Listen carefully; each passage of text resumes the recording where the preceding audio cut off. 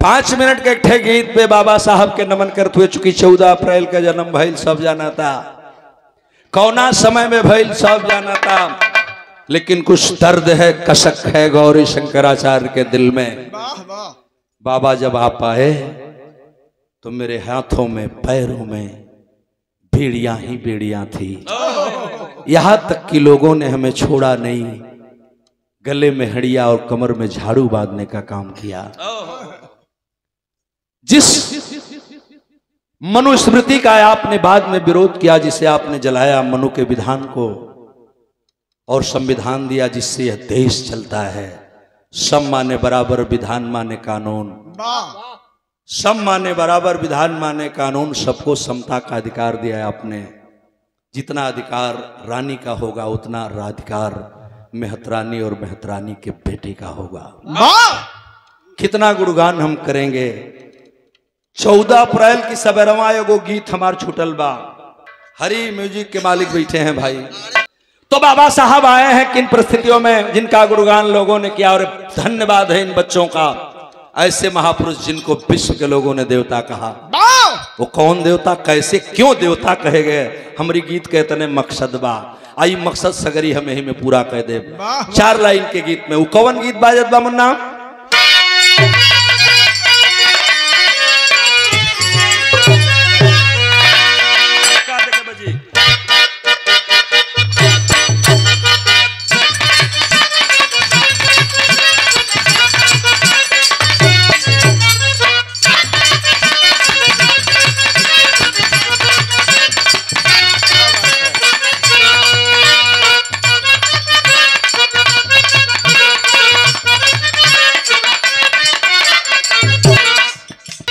और नमन बा, काहे लिए नमन बा कि आप देवता क्यों कहे गए, हमारे गीत के इतने मकसद बा।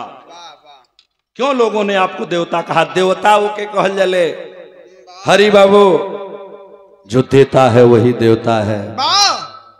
जे हमके कुछ देला वो के देवता कहल जला, जे कुछ लेला, सुअर, भेड़ा, बकरी, खस्सी, कहराही, पियरी, धोती, मुर्गा, धारी, मुर्गा, ओझैती सोखैती, ये जे लेत बा ओके लेवता कहल जाला, ये जे कुछ देत बा ओके देवता। त अइला हो बाबा 14 अप्रैल के, अइला हो बाबा 14 अप्रैल के, अइला हो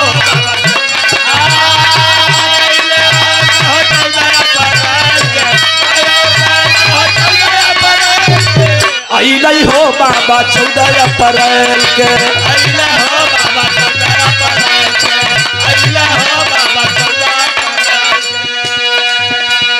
हमनी दलितवन के,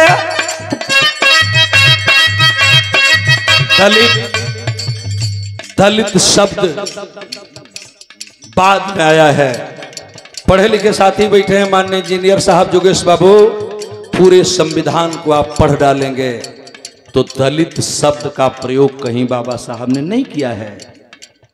संविधान के हर पंक्तियों में जितने अनुच्छेद हैं आप सबका अध्ययन करिए, प्रस्तावना को पढ़िए, मेरे पास मौजूद है, पढ़ लीजिएगा। बाबा साहब ने कहीं दलित शब्द का प्रयोग नहीं कहा, समाज को शूद्र कहा है।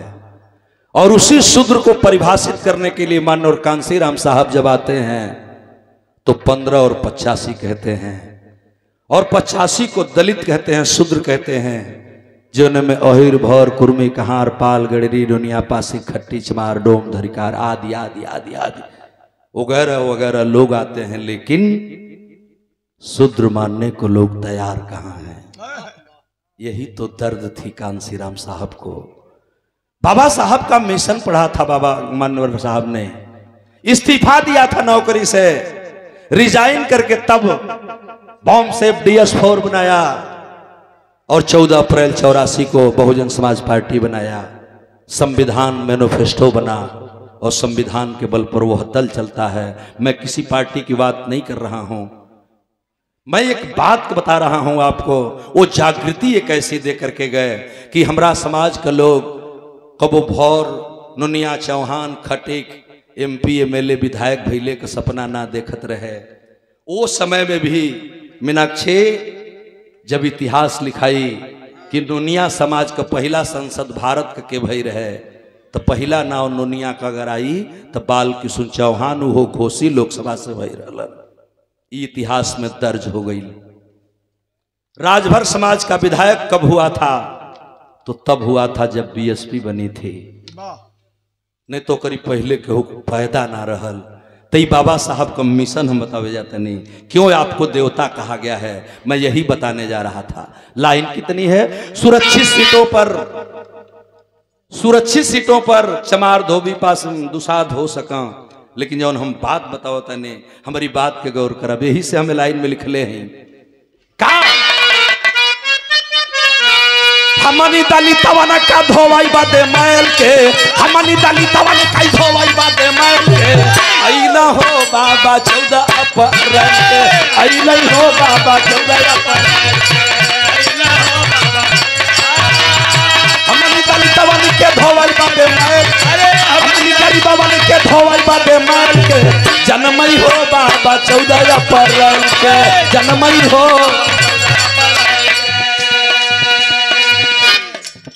पूरी रात दहाड़ कर बोलता है, ऐसा नहीं भारत का कोई प्रदेश नहीं बचा है जहां भोजपुरी बोली और सुनी जाती है। जम्मू से लेकर के बंगाल तक हमने हर प्रांतों में बिरहा गाया। बॉर्डर पर हम बिरहा गौले बाटे, जहां बंदूक लेके लोग खड़ा रहलन पहरा खातिर, तो हम देखले बानी जा बड़ा दर्द बा समाज के अंदर, वो दर्द झलक के आती है कहीं कहीं। मैं लंबी बात नहीं करूंगा, लेकिन बड़ी अतुलनीय चीज है कि हमने दलितवन का धोवाई बादे मैल के, हमने गरीबवन के धोवाई बादे मैल के, अइलई हो बाबा 14 अप्रैल के, जन्मन हो बाबा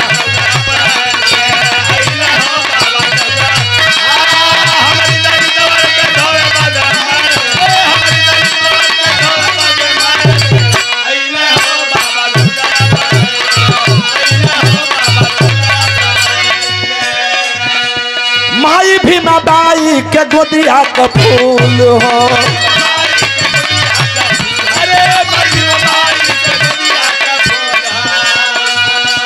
बाबू राम जी राव के संवारे अइलन कुल हो,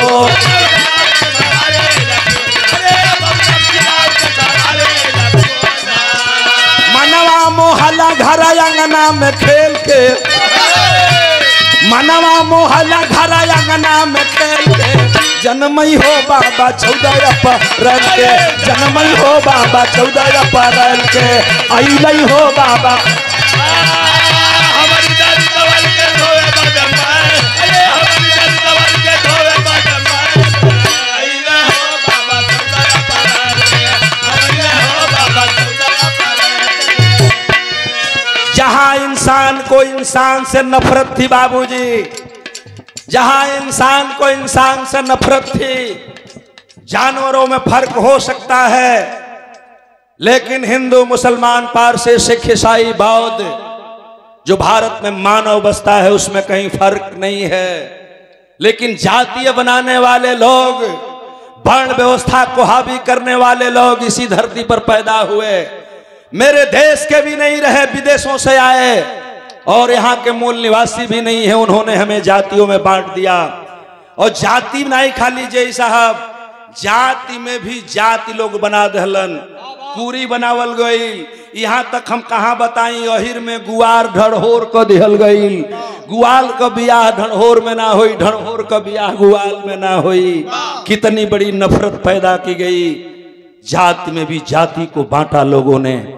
जिस देश में, हमारे देश के अंदर जहां अनेकता में भी एकता है, हजारों जातियां हैं, 6743 जातियां जिस देश में बसती हैं। ऐ मेरे बिरहा सुनने वाले लोगों, आप मुझे जरा एक सवाल का जवाब दे देना।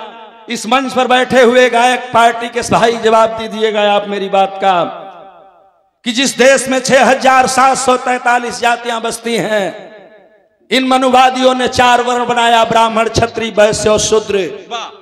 एक जाति को ब्राह्मण कहा जो वेद का जानकार था, दूसरे जाति क्षत्रिय जो लड़ता था उसे कह दिया, तीसरे जाति को वैश्य कहा जो व्यापार है। 3 जात निकल गई, ब्राह्मण, क्षत्रिय, बनिया। उसके बाद जो शेष जातियां 6740 जातियां बचती हैं और वर्ण बचता है एक। जातियां बचती हैं 6740, वर्ण बचा एक। तो मैं मेरे समाज के भाई ओहिर भौर कुर्मी कहार नुनिया पासी खट्टिक चौहान डोम धरिकार चमार पाछे आदि आदि आदि आदि वगैरह वगैरह इस सगरी जाति कौने वर्ण में आवेले तनी हमके समझा दी लोगन। तब गौरी शंकराचार्य मान के जइहा कि हमहन का का है जा। इसी को मानवर कांसी राम साहब ने जब 85 कहा तो लोगों को दर्द होने लगी। लेकिन बाबू लोकेश बाबू बैठे हैं, समझने की जरूरत है। ये बात बड़ी ऊंची है। जाति में भी जाति लोगों ने बांटा। कहला कि तू हमारी बरोबरी पैठ जाइबा पतरी में खा सकेला फलनवा चमार है। गौरिया कितनों निक बिरहा गाई लेकिन जाति का चमार है। एके लोग पसंद ना करी हम ये लिए कि उजतिया हमारी पर लागल वे ये छोड़ के ना जाई। जाति है कि जाति नहीं।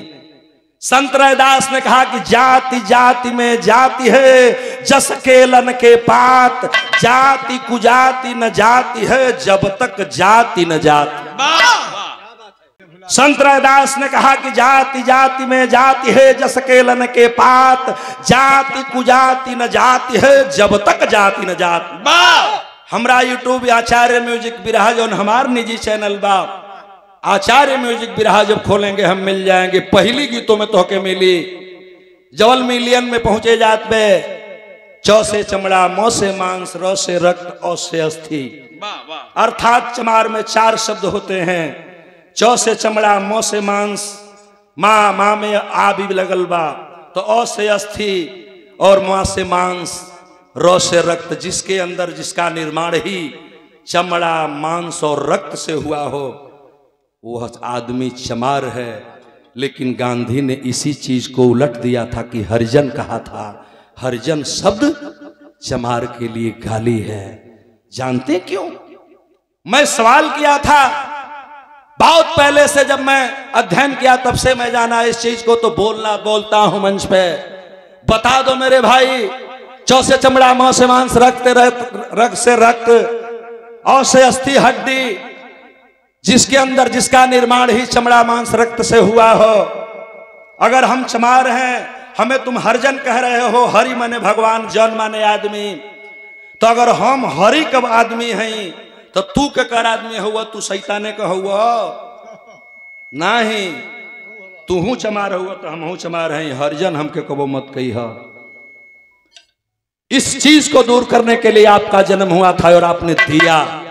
और इसी चीज को मैं बताया कि लोगों ने जाति में जाति बांटा और बांट करके हमें कैसे लूटा। ये बड़ी लम्हर बात बा। गीतिया हमार बढ़ जाई। माई भी मबाई के गोदिया का फूल हो,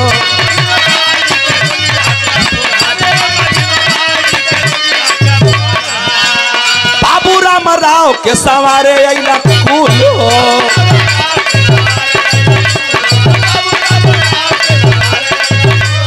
मनवा मोहल्ला घरा अंगना में खेल के, मनवा मोहल्ला घरा अंगना में खेल के, जन्मई हो बाबा छिदर पर रह के, जन्मई हो बाबा।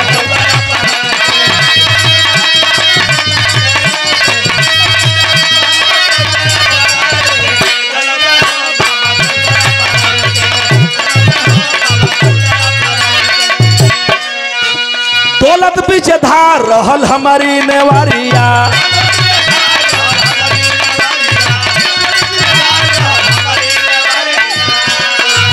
जहां मनुष्य को पहचान लिया जाता है। यहां तक ना ये बाबू, मनुष्य की टट्टी से लोग पहचान लेलन। रास्ता पकड़ के जात बा तो घोड़े का अगर पैर धूर में लगल बा, बलुआ में लगल बा तो लोग जान जी कि हाथी कह कि गाय बैले कह। अगर बकरी के लेड़ी कैले बा तो लोग जान जे बकरी बकरा होई, गाय गोबर कैले बा तो कोनो गाय छुआ को होई। लेकिन मानव मानव एक समान। मानव की टट्टी से आप बता दो कि किस जाति का ये टट्टी है। एक अंगुली मैं काट रहा हूं, एक अंगुली शब्बीर भैया का कटाई, एगो अंगुली पिंटू बाबू का काट दिहल जा, तीनों खुनवा के में मिला दिहल जा। तो के बताई कि है हीरे कह, है चमारे कह, है नोनिया कह, है भोरे कह।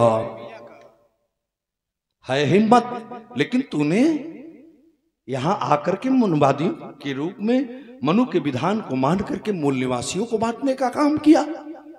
और आज उसी की देन है कि देश कहां जा रहा है, मेरे देश के हालात क्या हैं, कभी आपने सोचा है, कभी आपने विचारा है? इस देश के हालात बड़ी भयावह है। लोग नारा देते हैं बेटी बचाओ बेटी पढ़ाओ, कभी आपने इसको समझा है? नहीं बुझला तो हम बुझाता नहीं मीनाक्षी। बेटी पढ़ाओ बेटी बचाओ का मतलब ये होला कि मैंने बेटी के अगर पढ़े के भेजी है तो अपनी बेटी के बचावे के क्षमता रखी है, नहीं तो मनीषा नियर बलात्कार हुई, बूटी बूटी काटल जाई, अंग अंग अलगे हुई या रोज होता। बागी बलिया के मिट्टी है, कई गो घटना बलिया में हो गई, हम चर्चा ना करब। लेकिन आप सोच लीजिए हमारा समाज 5 किलो राशन खातिर रोज दौड़ता, कब चेते हुए? यही है बाबा साहब ने यही कहा था। नहीं, बाबा साहब ने अगर रोया था तो ये नहीं कहा कि रोया था कि मेरे पढ़े लिखे लोगों ने धोखा दिया, नहीं, मेरे समाज के कुछ पढ़े लिखे लोगों ने मुझे ऐसा धोखा दिया कि मेरे 4 बच्चे दुनिया से चले गए। इंदू एक बेटी रही, बाबा साहब 5 गो संतान को रह रहा हूं, रोते पे गए इस दुनिया से। बाबा साहब आखिरी भाषण में रोए थे, मैं उधर नहीं जाना चाहता, लेकिन आपने वो चीज दिया जहां मुझे पानी नहीं था, पानी दिया। जौने झोपड़ी में अन्हार रहल किरासन का तेल, आज सपना हो गई ले बाबू। देवरी जरा के हमार बहिन खाना बनावे, मीनाक्षी याद हुई तहरा के किनाहे, हमरा के खूब याद बा। हई जे बैठल बा सबरा के याद बा, जब दूसरा की घरे में धुआं निकले लगे तो लोग कहे कि ये रमेशवा जैते रे, वो पिंटुआ की घर में आगी बरा गई बा, तनी सा आगी मांग ले आओ, तो आगी मांग के आवे तो चूल्ही में आगी लागे, माचिस ना रहल, डेबरी बरे, कबो डेबरिया बुता जाता, अन्हारो हम खैले हैं, वो दिन हम देखले बानी तो हमरा के याद बा। और यही नहीं, इस समाज के लोग पूरे दिन ताले में नदी के किनारे कोड़िया करान, दिन भर कोड़िया कैले के बाद एक चाचा मेझड़ा का आटा 1 किलो हमहन के नसीब ना हो। ये गो रोटी अगर केहू तरह बन जाए, माई बुढ़िया माई के 4 लैकन के 4 गो के देवे के बाद के पलटा से काटम, पलटा से काट के 4 भाग में आ चटनी चोखा जौन रह तो 4 जगह परोसा। हमार समाज ई दिन देखले बा। और आज अच्छे कपड़े, अच्छा पानी, साला बेलसरी का बोतल नहीं खे आवत तिल कहरू नाराज होके चल जाई कि हित कौनो लायक नहीं खे सालाई, मुर्गा मछली मीट ना बनी, बेलसरी का बोतल ना आई और डिब्बा का पानी ना आई तो हित नाराज हो जाई। आज हमन का इस खोजता नहीं जा, ये भी अगर किसी की देन है और मेरे अंदर वो हिम्मत अगर पैदा हुई है तो बाबा साहब B.R. अम्बेडकर की देन है। परम पूज्य बाबा साहब मेरे देवता। मैं बधाई दूंगा नांगली जैसी बेटी को जिन्होंने भारत में इन माताओं बहनों को तन ढकने के लिए लड़ाई लड़ा और स्तन को भी काटना पड़ा। चमारे में धोबी, खरवार, नोना चमार, पसवान, तमाम हिस्सेदारियां हैं, 66 जातियां आ जाती है लगभग, लेकिन उससे बाहर जब बढ़ते जाएंगे तो बढ़ती जाएंगी। वाह वाह, जितने अन्य प्रदेश में जाइए जात बढ़त चल जाई। ढोलक पीछे धार रहल हमारी नेवारिया,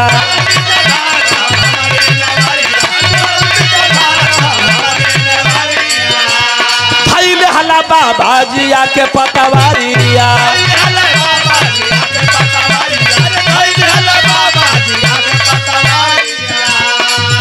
अरे मनुवादी नीतिया के, अरे मनु के विधनवा के आगी में ढकेल के तुकबंदी। मीनाक्षी गवैया मंचे पर बोला सा ना कि हमहू लेखक हो गइल बानी, लेकिन हई देखो ए पर बैठावे के परी तो कपार चकरा जाई। लो पर बिरहा कबो ना लिखाला जाई, देखो ये हमार लिखल है। मनुवादी नीतिया के आगी में ढकेल जनमई हो बाबा 14 अप्रैल के, जनमई हो बाबा 14 अप्रैल के।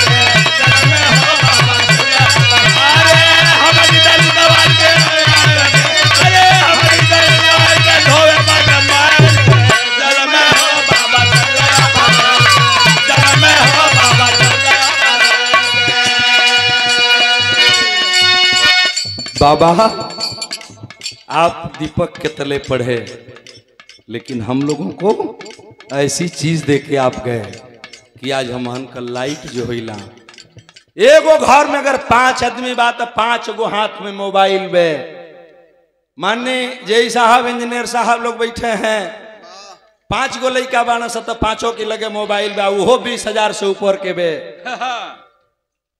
एक दिन लाइन में भाग जात बताई अभी चार्ज कैसे हुई तो उन्हन के बेचैनी धोलेत बा, बीपी हाई होखे लगत या दूसर का दिन जब लाइन नहीं आवत तो ये लिए कि लइकवा नौका कुल 2-2 बजे राती ले बतियावत। आज सुभाष यादव जी झुंटा में जाके बतियावत सो तो हम मोहर नहीं खी जाए चाहत, हमार बतिया तनी समझ नहीं सब। आखिरी लाइन अनारी झोपड़िया में दिया ना जरा वाला,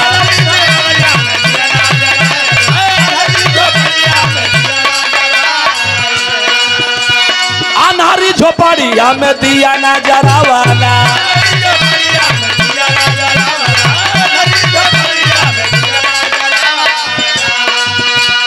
गारावा से हारी झाड़ू कमर से छोड़ा वाला,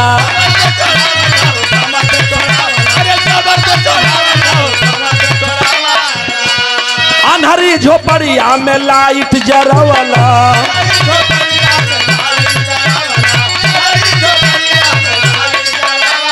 गारावा से हारी कमर झाड़ू से छोड़ा वाला,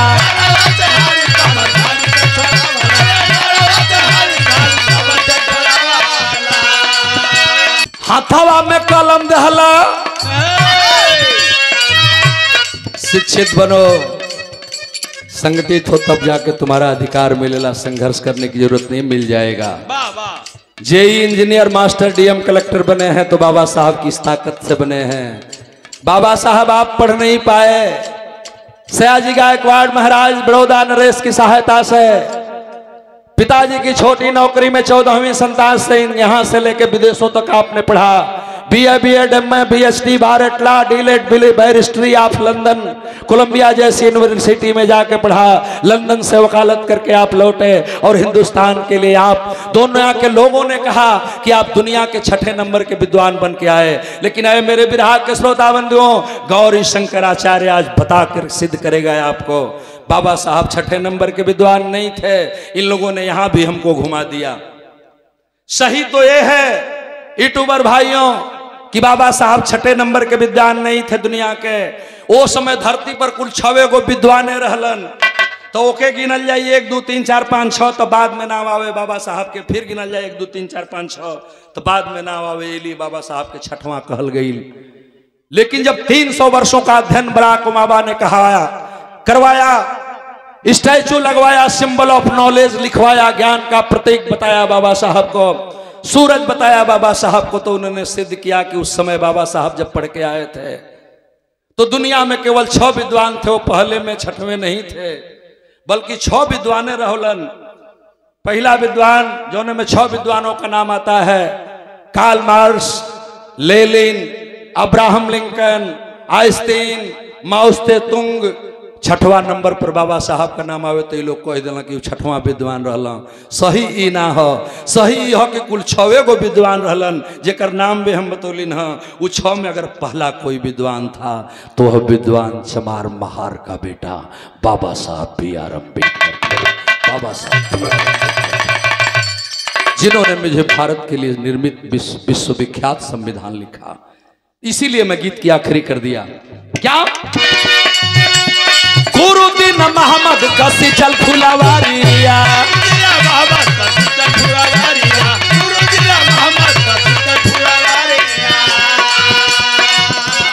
गाया लाल जगलू यादव, गाया लाल जगलू जगधारी का दहारिया,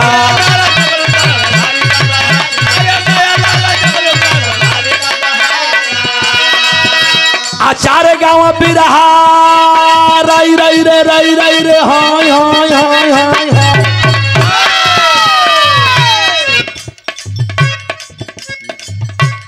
गौरी शंकर गाँव अबर गौरी शंकर गाँव, आचार्य गाँव बिरहा कबलौरी ढकेल मई हो बाबा छिया